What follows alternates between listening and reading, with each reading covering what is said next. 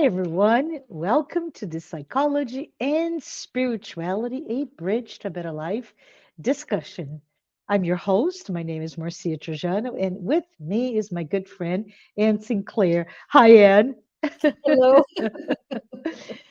I wanted to introduce our discussion today with the phrase, it's water under the bridge, which really means that something is in the past, no longer important or even relevant.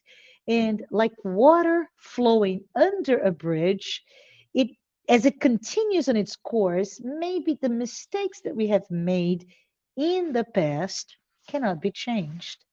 So, upon becoming aware of our mistakes, we often feel remorse, we feel guilt, and we are here to talk about this invitation to get out of our feelings of guilt and instead change our behavior, even if it's in our thought processes, right? To really start to address, correct them, most importantly, learn from them, and in doing so, becoming self aware.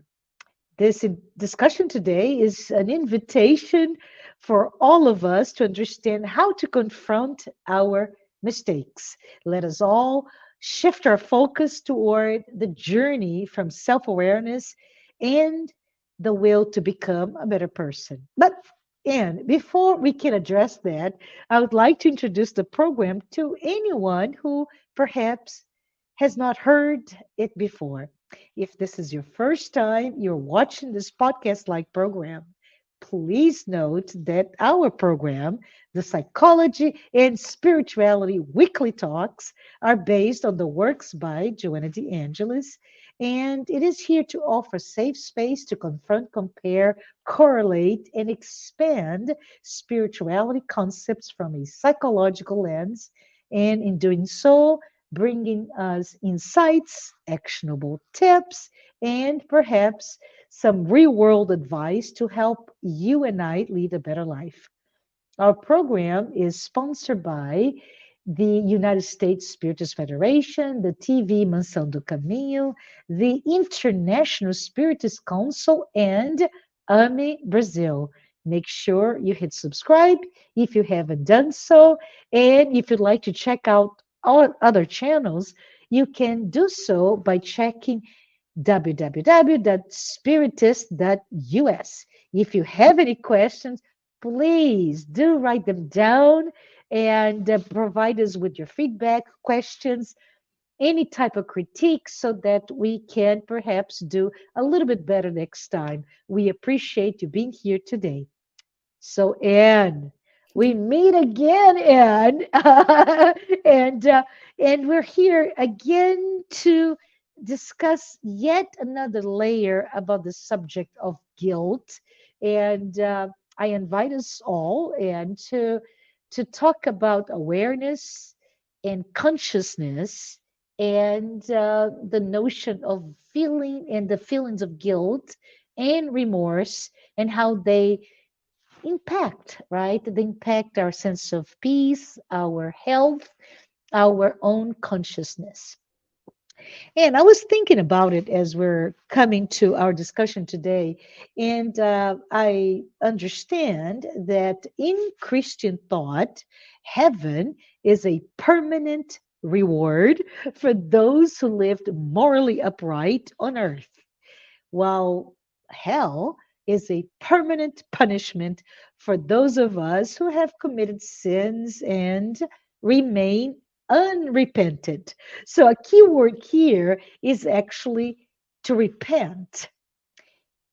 And I was thinking further, we're really not able to raise an error by regretting it, right? And no matter how much we're stuck in this attitude, this thought, this behavior in your mind or not. Like we've done something wrong and we keep ruminating it. And in fact, there is really no benefit whatsoever to holding on to the memory on the other hand, of either what we've done, but on the other hand, on what we could have done. And for whatever reason, we failed to do so. And some people say there is a benefit to feeling guilt, but that benefit is really almost a neurotic a type of feeling good if you feel guilty. So we're going to talk about it, and I just want us to talk about how um, remorse and neurotic review and analysis of what we've done or we failed to do so, it really does nothing to us. We will, to use our Christian thoughts, we will go to hell regardless, right? So how can we do this? How can we really be effective in understanding mistakes, errors, right? Especially if we become aware of errors of the past. What can we do differently? Yes, under the bridge does not turn mills. So, Anne, tell me, if you will, what would be the goal of repenting? And I'm not saying feeling remorse necessarily or regret, but what is the goal in this discussion about repenting for a mistake that we have made? Yeah, so I think, I mean, I've been reading the books by Joanna de Angelis, who tries to help us to understand where we might be stuck and why we have certain behaviors. So, for example, if I've done something that I know is not right, or like you said, I failed to do something that I knew it was my duty and I didn't do it, I Mm-hmm. then recognize that was not ideal, Mm-hmm. and the behavior that we have been conditioned to develop over centuries because of impositions of the church, of culture, of society at different times, is to beat ourselves up, saying, I am not worthy, I am not good, I am weak, and putting ourselves down and beating ourselves up. Why did I do that? And the context that Spiritism brings to us is that we are all eternal spirits, Yes. and that we were created simple and ignorant, and we are all destined to perfection, and that the law of progress is inevitable. So, yes, we might be caught up in a situation where we are beating ourselves up and we're saying, well, if your first thing is, why did I do that? Why am I so weak? I wish I hadn't done that. Joanna says to us, just stop. Says, look at your mistake and take it as knowledge. This is what I've done in these circumstances. This is the person that I still am. This represents my impulses, the things sometimes we do things to satisfy a moment of our senses. And it's like, well, sometimes I'll just make a parallel here. So I've been on different times in my life on these support groups for eating excessively. And then, you are contemplating the chocolate cake in the fridge at midnight. And so there is no nutritional purpose for me to have this chocolate cake at midnight here. And you struggle with it, and then you eat it, and you are really, it's really yummy. But then you feel really guilty. Why did I have it? But you can't take it out. It's already in. I'm just using it in a joking kind of way Mm-hmm. as an image that people can relate to. Mm-hmm. So how can we change that? So we need to have that awareness, that awakening of our consciousness, so that mistake, which was, for example, eating the chocolate cake at midnight when we were trying to have a more balanced attitude towards nutrition and health, uh, Yes. the impulse to do that, then if I beat myself up and I say, oh my gosh, I'm so weak, I have no power, my will is weak, this is me, I'm putting myself down, but I'm not really addressing the issue, because in a way, by saying that I'm weak, I'm justifying why I've done it.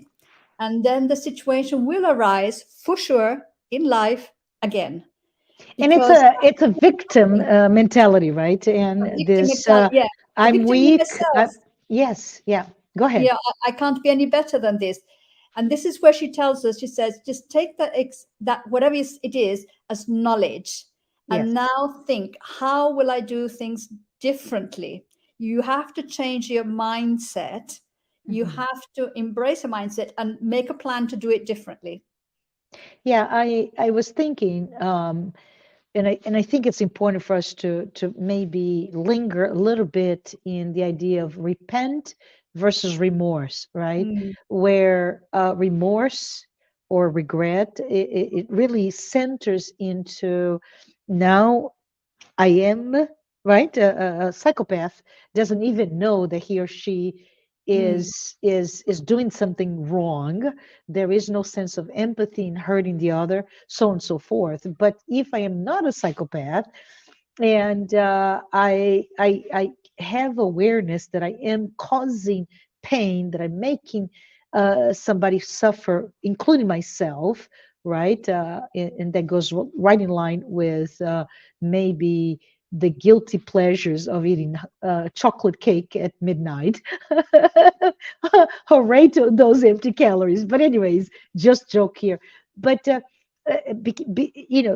we move from a scale of no awareness to awareness that now I know better, but yet I made the mistake, and I feel remorse, I feel regret, but tomorrow night I'll do it again, right? And I was thinking, and with the idea here in the U.S., often, speed limits will be in the highway mm, either 65, 70. I've seen highways with 75 miles per hour, and if you are going into, let's say, an area where there is uh, by a school, right, for young children, or even hospitals, etc., that speed limits goes down to 35 miles, even less than that, some cases. mm, And I would say remorse is, oh,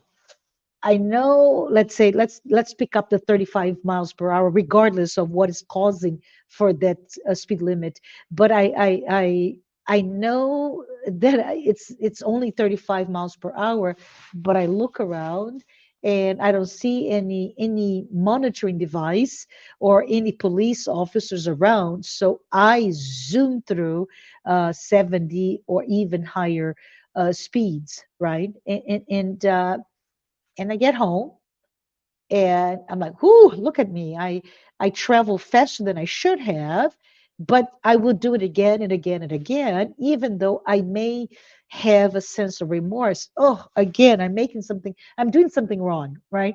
Whereas repenting, and I go back to what I was saying earlier in that Christian theory, is that if I repent, mm, meaning I become aware, and inside of me, my consciousness is now awakened, and I say, I will respect the signage. I will no longer do that, despite the fact that there is no cop around, there is no electronic, whatever device to measure and to clock and to show me that I'm doing wrong. I myself limit the speed by which I drive in those areas.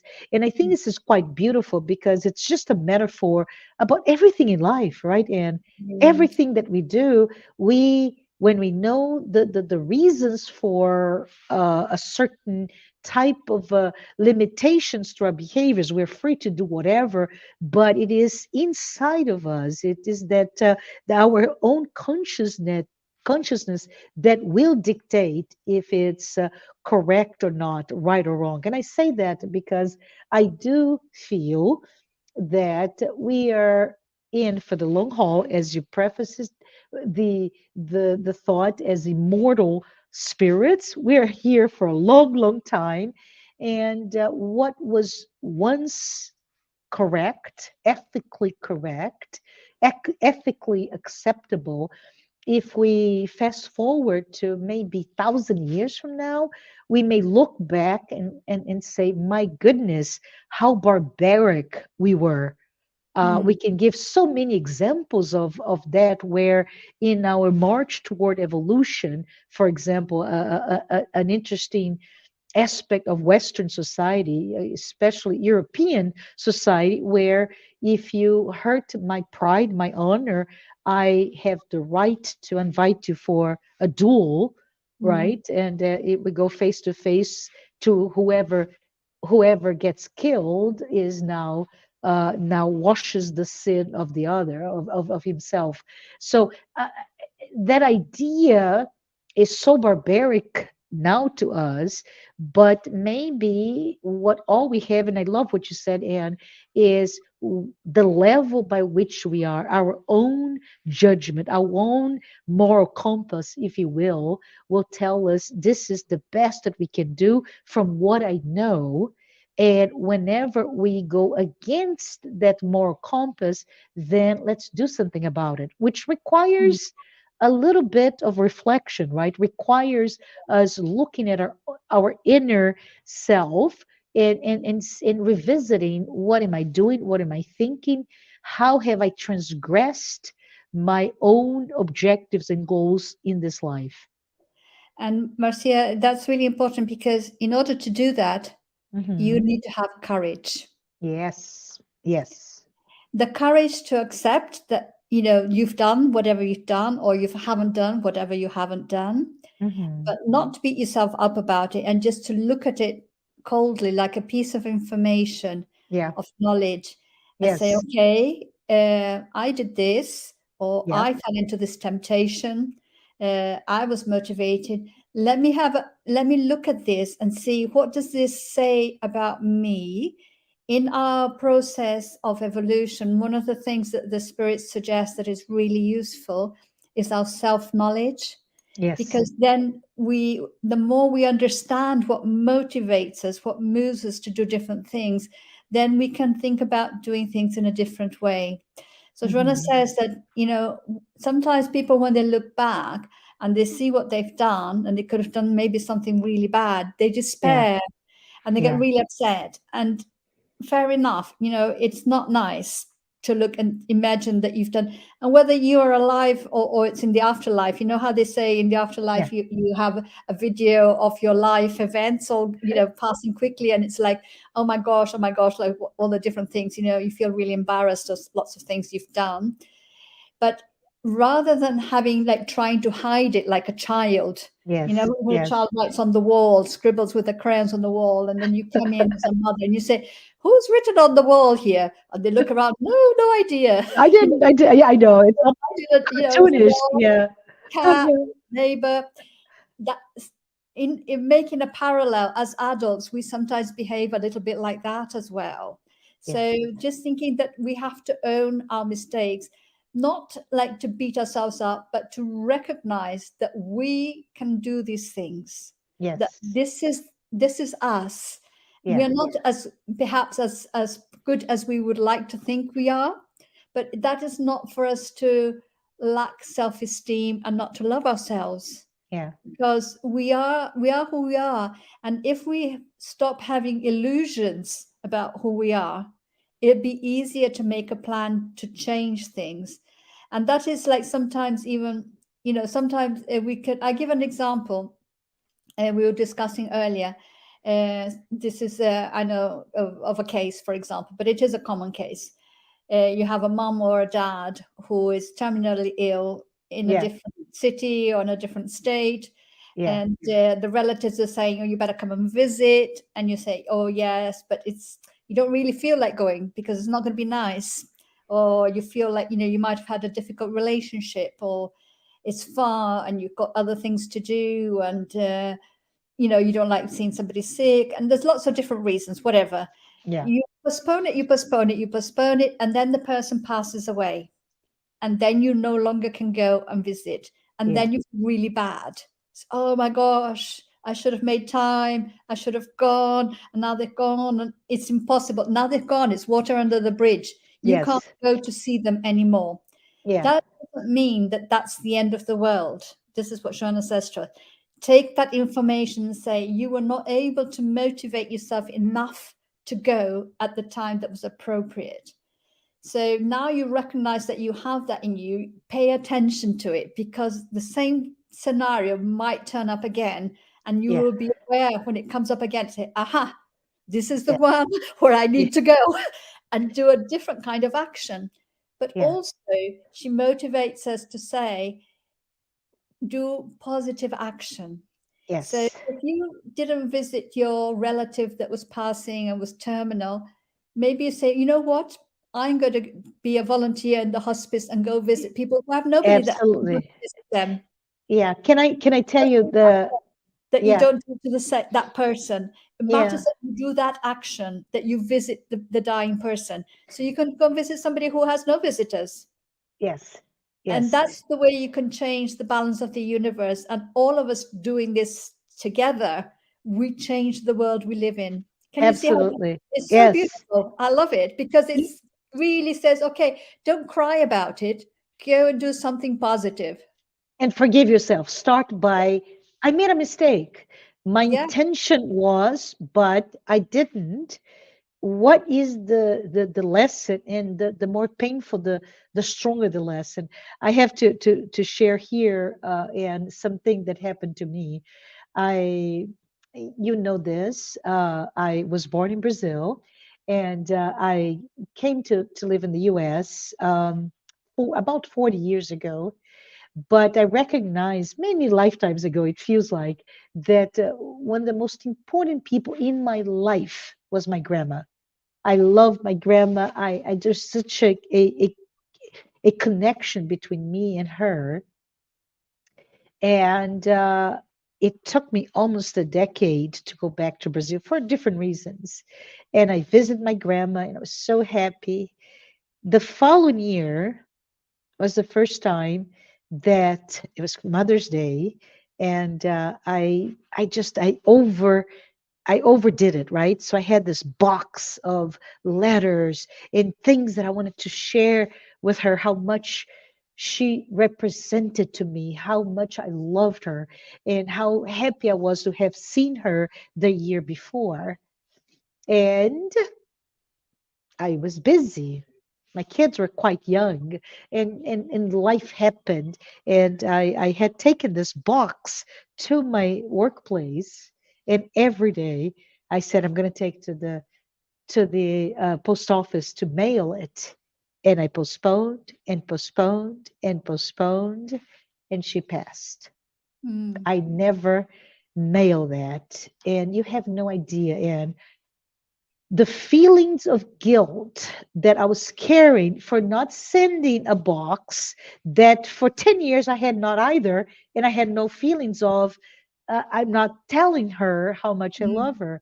And it took somebody, a very good friend, to tell me, you don't understand. She knows you love her, right? She knows.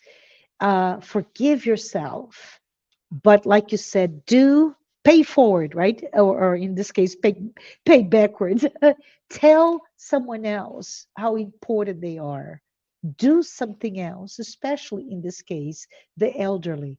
So I actually, you gave the example of working with patients in the hospice. I've done that, and it was something that it was not consciously I'm paying back for what I have not done, but that feelings of guilt completely were completely eradicated from my heart. I know she knows, and now I'm going to be able to do the same for those that cannot tell their loved ones that they love them. That's beautiful. Thank you for sharing, Marcia. And comes to mind the Yeah. words of Jesus that love covers a multitude of sins. Yes. Yes. And it's so much better that we're doing positive action and Yes. changing the world by helping others and doing what we ought to have done and didn't do, or doing what we did wrong correctly, rather than sitting at home crying, beating ourselves up, thinking that we're Yeah. not worthy because we messed up on one Yes. episode. And Is we're gonna, yeah, I'm gonna bring up the subject of neurotic, thought processes, right? Uh, we Mm, we we're here to talk about guilt, and we're also talking about this this broken record, if you will, this loop of self-recrimination. And the antidote of that, of course, is, like you said, and in Jesus teaches to us, love covers a multitude of mistakes, right? So let us love, but let us love through forgiveness, self-forgiveness, and forgiving the other. Uh, be that person aware or not of the mistakes they have made or caused us. But let's talk a little bit about neurotic and neurosis, on how we can break the cycle of that victimization that we often put ourselves in. I should have, I could have. What yeah. do we do, Anne? What are your thoughts? Well, Joanna has an interesting phrase that I was Uh, surprised you just said. It said, lots of people think of themselves that they can't break the cycle because they're yeah, weak. yes. And she says, you are as weak as you think you are. So, first, Interesting. number one, saying, I can do this. Yeah, So, yeah, can do attitude. But also thinking like sometimes we don't break that cycle because we are afraid. We're afraid of failing again, trying to yeah. do something different and failing. So repeating the failure that we already have in place is kind of almost like a comfortable place to be. So this is me. Let's say you're talking about the speed. I speed, I regularly go past the speed limit in areas. So this is me. So I'm okay with that. I feel familiar with this. If I say, okay, I will from now on, I commit to Yeah. respecting the speed limits because they're there for a reason. Um, I might succeed or I might not. And I might be afraid to make that commitment in case I fail. Because what happens if I fail? It's almost like it's that pride, that vanity, and having, so it's a new failure. You know what I mean? Yes, yes. So psychologically, that's why it's so interesting for us to perceive in ourselves what are our motivators. Yeah, on a very It's a loop. practical, yes, in a very practical, in moving away from our core conversation here, but addressing the idea of fear of failure, because guilt and failure are, there's a strong correlation, right? Mm, You feel guilty because you failed to be something, to do something, or it's in that mistake, that error, that failure. But I just thought, and when you were talking, something that is very common, and especially common in the, from a gender relations to women, mm. professional women, to, because of the fear of failure, there's not aggressive procuring to advance in their careers. This is, there's a study, many studies Mm. on this.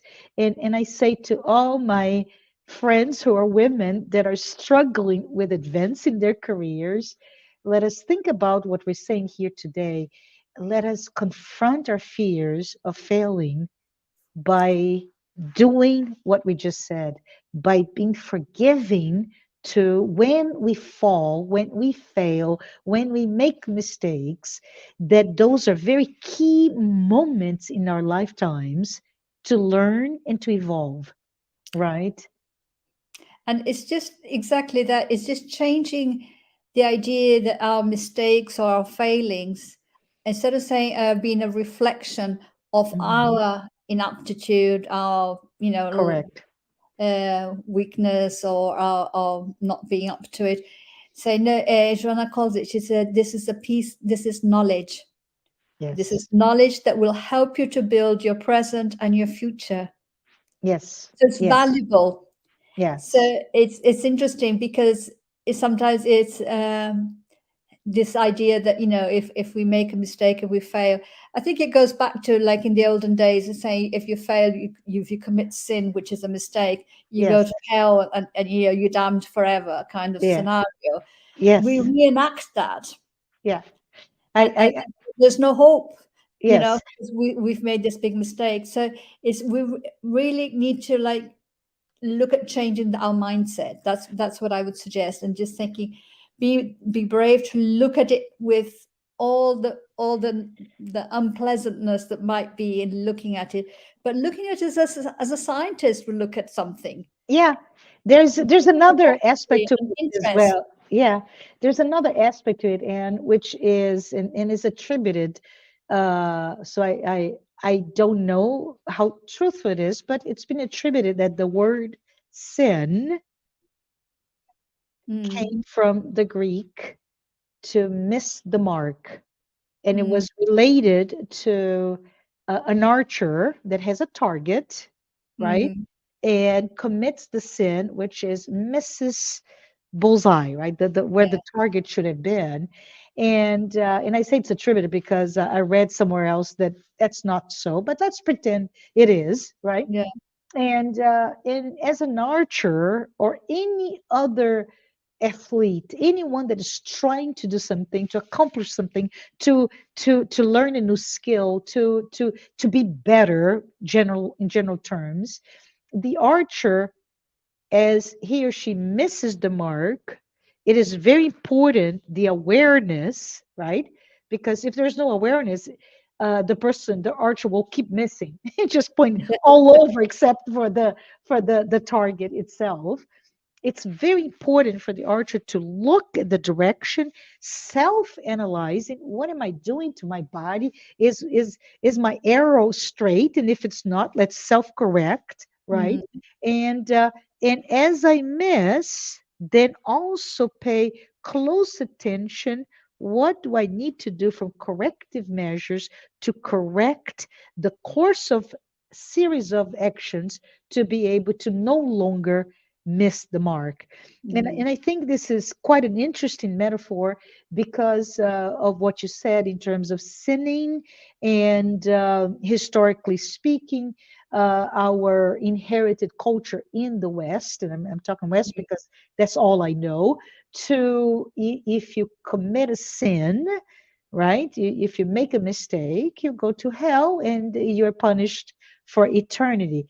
No, this is wrong. That's not the case. It starts heaven and hell or judgment is all based on your consciousness. So this discussion here is all about guilt awareness, self-awareness, consciousness. The expansion of our consciousness also expands our self-awareness and judgment to, okay, my direction, morally speaking, is now this because I can no longer do that. If I am committed, let's say now I know that the chocolate cake that you talked about, right, not only is empty, full of empty calories, but now I know that I have an allergy. Let's pretend to milk. I have an allergy to butter. I have an allergy to gluten. Oh my goodness, poor person, right? yeah. And also I'm diabetic. I cannot have that many calories from sugar. The awareness changes, right? Mm, I know, and my body will react to that slice of cake at midnight or not. And I can make a mistake, or I can stop making that mistake of eating something that will hurt me.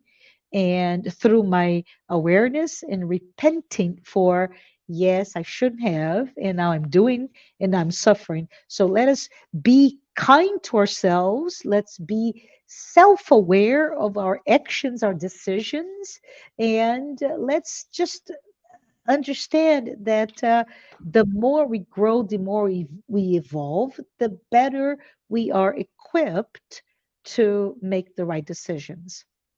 yeah, absolutely. And it's interesting. I was just remembering here in the what Joanna says is that when you get caught up in that cycle of feeling guilty, Yes, and it becomes like you call neurotic guilt, yes, yes, she says it's like a corrosive acid that yes. drips into our emotions, and What it a, what a, affects. what a, what a concept, right? Yeah. A corrosive acid that keeps dripping inside of toward our emotions. This is amazing thought, and I want all of us to be very aware of what does it mean. Go ahead, Anne. Yeah, no, exactly. So while in the past, maybe we might have been brought up to think that to feel guilty is honorable or correct. Mm-hmm. Mm-hmm. Now we know that it actually doesn't help our health, Yeah, and psychologically, it doesn't help us to move forwards. correct. So because this comes at this time where we have all this psychological information, and Joanna comes and makes builds this bridge between spirituality and psychology, it's because it's time for us to know this and to be able to move forwards faster and to Yeah, suffer less. suffer less. Yes. It doesn't mean that we're going to stop making mistakes, because we are not perfect yet, Yeah, and we don't know ourselves intimately, and the yeah, motivators that we might have at the bottom of our soul, if you like. And we might surprise ourselves by doing things that then we look as, oh my gosh, I can't believe I just done that, that kind of. But yeah, I did it. That means I am still at that level that I feel, the impulse to do that, and I didn't stop myself, for yeah. example. Y- But it's okay. What I need to do is I need to recognize that, have that knowledge, and say, what am I going to do differently? And she says that the change of behavior starts with our thoughts. So we need to make a new plan, because our default plan will take us back along the same pathway. So in order to create a new pathway, we need to have it. So sometimes, like the things that we can do is like by to change our thoughts. I have, here we go, post-it notes. I love it. Yes. One time I used to take phone calls, and I used to get halfway through the morning, like a customer service thing. Halfway Yeah. through the morning, I'll get annoyed, I'll be tired, and people come with the same queries and everything. I made a challenge, and I wrote on my post-it, I said, I am here to serve. Yes. My Yes. challenge is to serve. So each time the phone would ring, and before I pick it up, I'd look at my post-it note. I am here to serve. My challenge is to serve. It completely changed my day, because I was having this challenge to keep on board, and Yes. all that irritation that everybody else was having. Oh, I can't believe people call up with the same queries, or all that. Yeah. It just went out the window, because I was just creating a new pathway. That I was excited that each phone call was an opportunity for me to practice my good service to my fellow human beings. So Love if you it. I love it. Yes.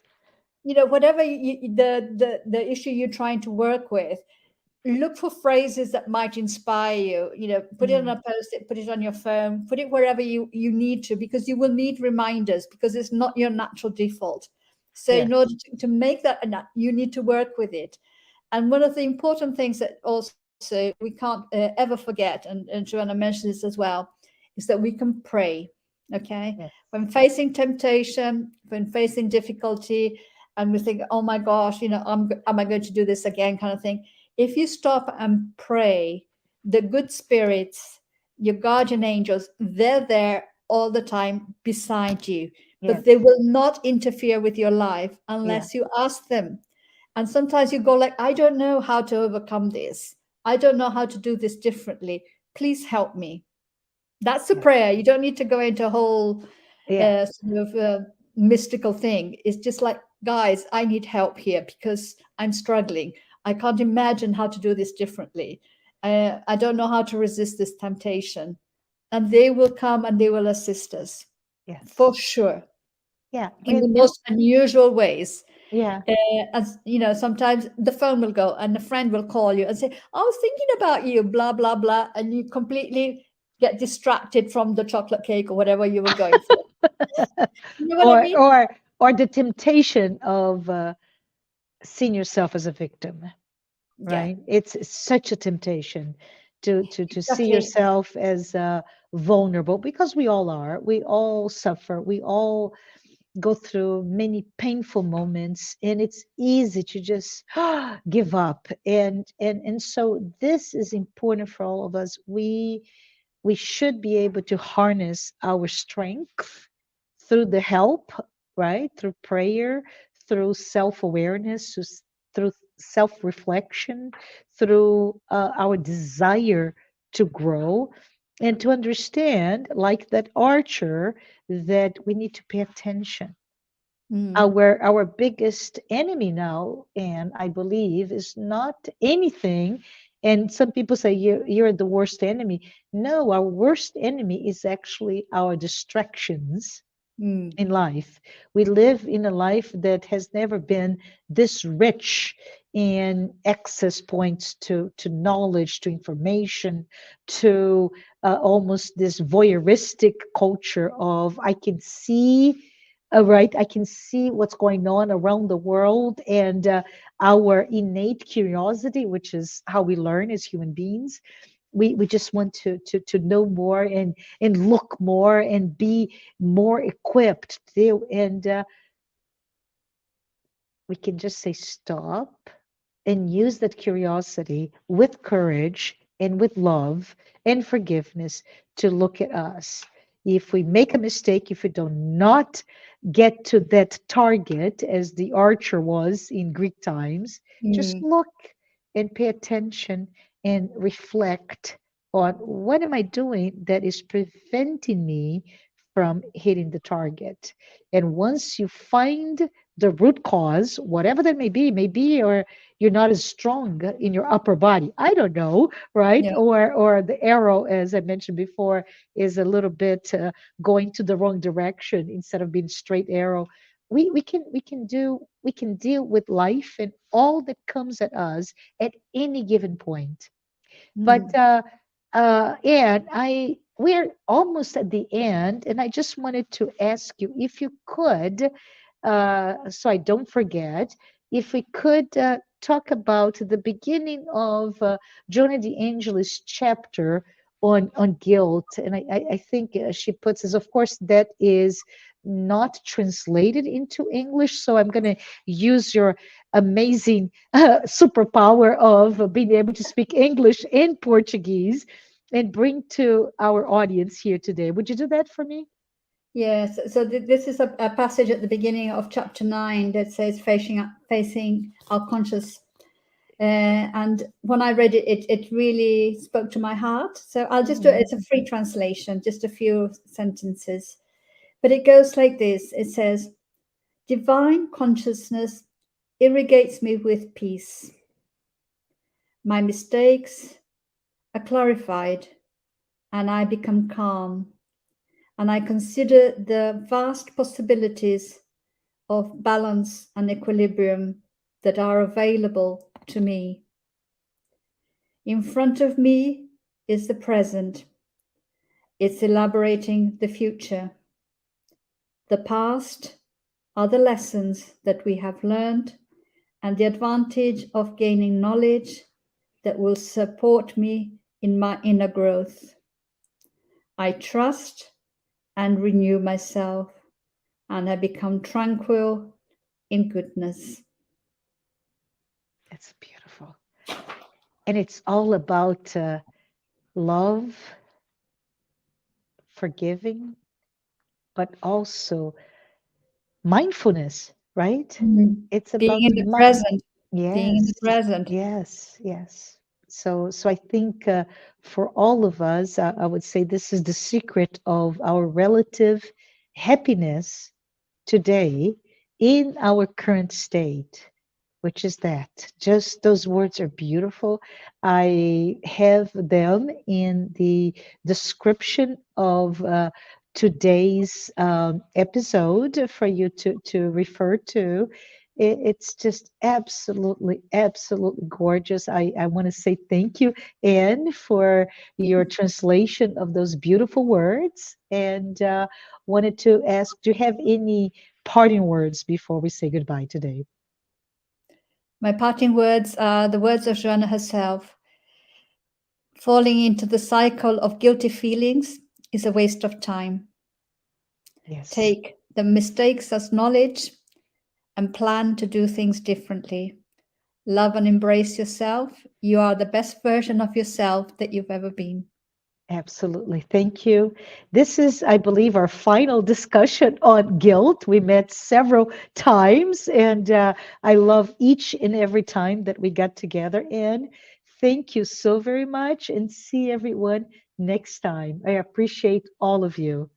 Thank you. Thank you so much.